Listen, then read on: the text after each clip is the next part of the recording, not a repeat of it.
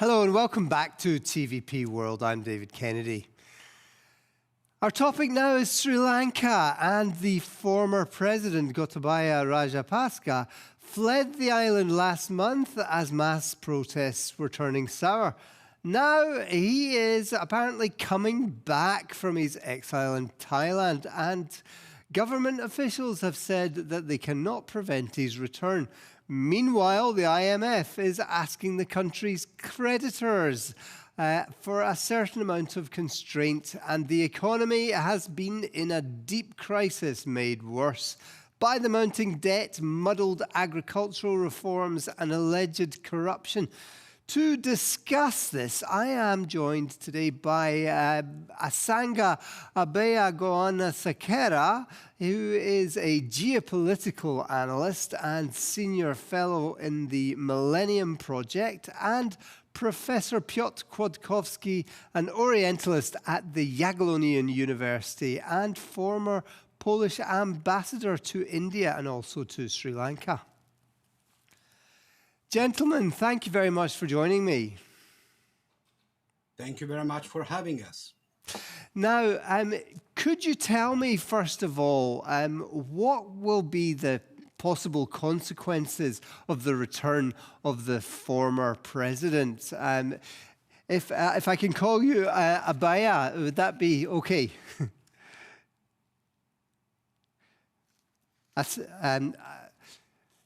If you could maybe comment on that. I didn't quite catch you there.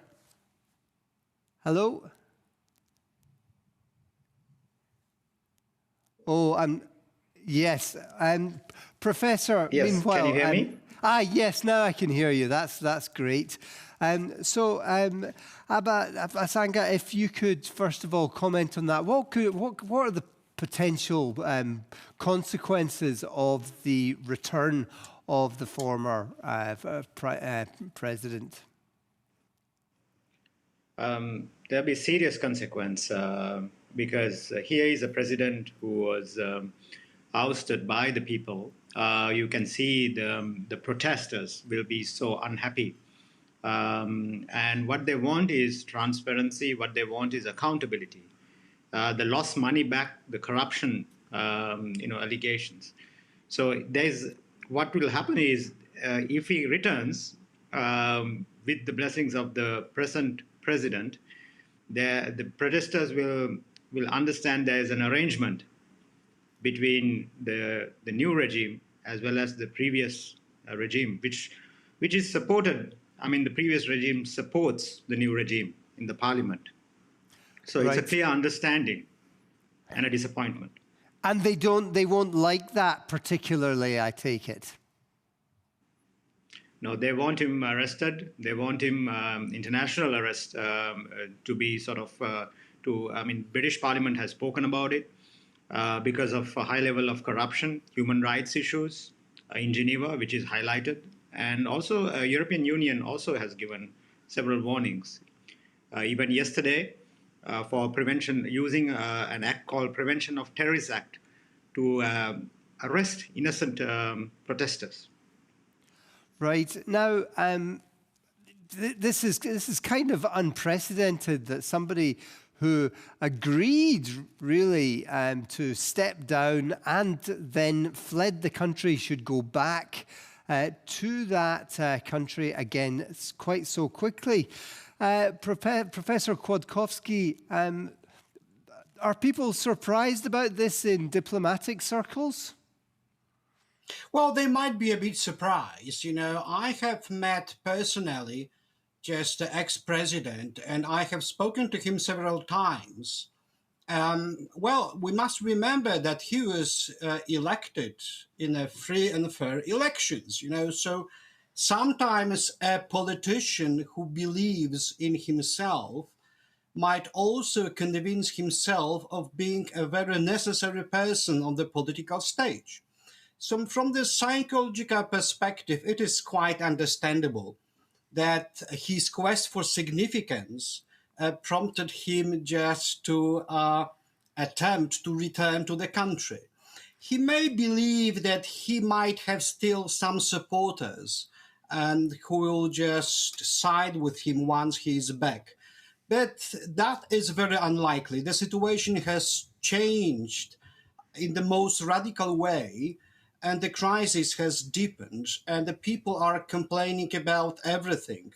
So we have to remember that's the most serious crisis which has affected Sri Lanka since its independence. And the situation probably will not be very clear in the months to come. Now, Well, it's very hard to say because it is also the minority, who is protesting in the streets. And we don't know precisely what this silent majority might expect. But yes, once he is back, he might be tried for everything what he has done. It is quite possible. But it is a bit surprising that the current president is willing just to accept the arrival of the former president, because right. that's the beginning of big troubles that may occur very soon.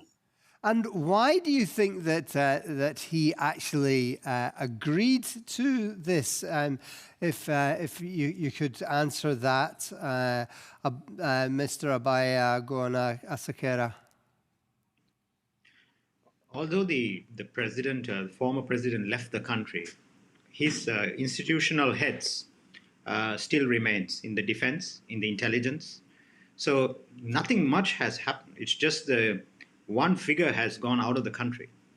So people I have interviewed, the protesters who were protesting for months, I have interviewed, they were disappointed. What they want was a change in those positions. Heavy militarization in the country, 27 military appointments in the civil service. So he changed the political culture, the former president, by front-loading the military and changing the constitution of Sri Lanka, bringing all independent institutions like independent corruption commission under him. So it was people were angry on one of not only the economic issue, although the economic issue is highlighted, in media, there is a political crisis. His brother now, who is heading the political party, his political party, is supporting the present president. So he has spoken to the present president for his for him to safely come back to the country. So this will give a clear picture to the protesters as well as general public that there is an arrangement. Right, of course. Now, when he touches down, if indeed, because it's not certain that he's going to be arriving yet, but if he touches down, are demonstrations already planned? And there's always the fear. He left when it looked like it could get very, very violent. Are there fears that the same thing could happen? What do you think, Professor Kłodkowski? Well, so anything might happen, but also I want to refer probably to the motives of the ex-president. We also need to remember that his stay both in Singapore and in Thailand was made very difficult. He was not allowed to move freely in Bangkok.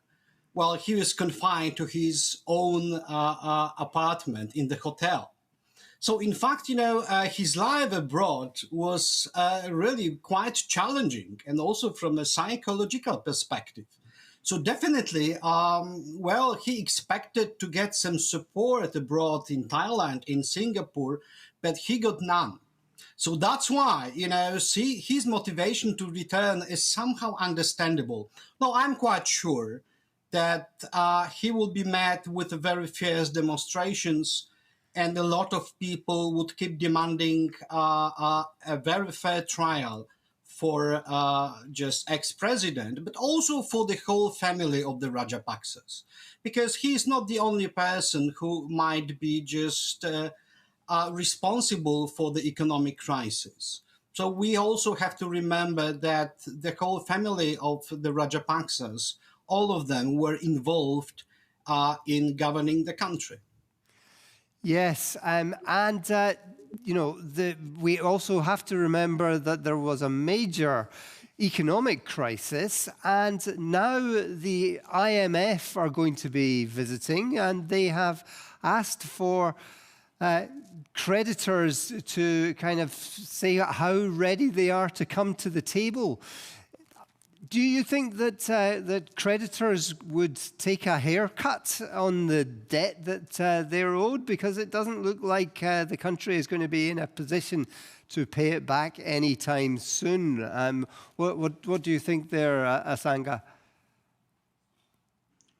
Well, the biggest problem in the debt restructuring in Sri Lanka is China. So China would need to agree on the debt restructuring conditionalities. It's highly unlikely because of the comments that I've heard. So they would need to come to some sort of understanding. So months of discussions, at least to reach a staff level agreement on this, and to submit a debt restructuring plan. So Sri Lanka cannot submit that without the support of China. Right. Is that something that you would agree with, Professor? Well, I suppose also we need to look at the whole issue from a geopolitical perspective, because you know, what China really wants is to make Sri Lanka more dependent on the policy implemented by Beijing. It's quite obvious. So definitely, well, the government and the President Xi Jinping would love to see Sri Lanka, well, becoming a very, very just good partner, and of course that's inverted comma here, for the Beijing policies. And of course, India is opposing that quite seriously.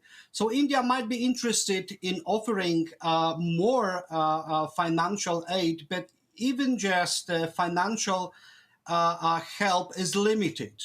So yes, the situation is quite complicated, but we shouldn't look at that purely from the financial perspective. Geopolitical perspective here is much more important.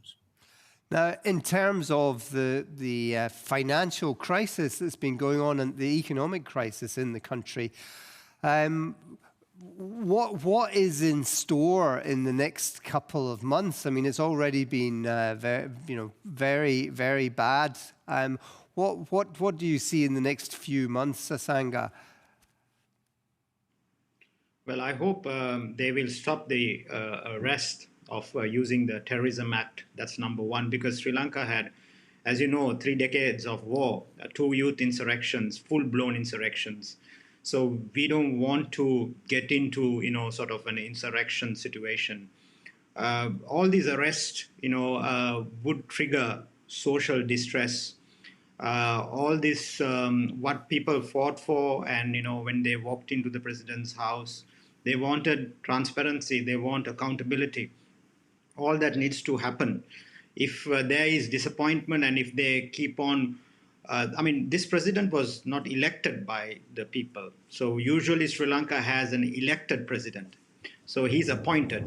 So we would need to go for elections at some point of time next year.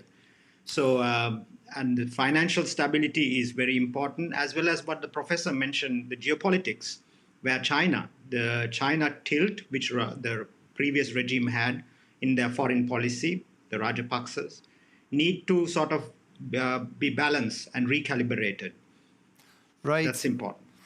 Well, gentlemen, that's all we've got time for at the moment, but there's a very interesting discussion. We'll be covering this topic over the next few days, and very much enjoyed both your comments, and we'll have to see what happens. Thank you very much indeed. Thank you. And now we've got the news coming up, so stay with us on TVP World.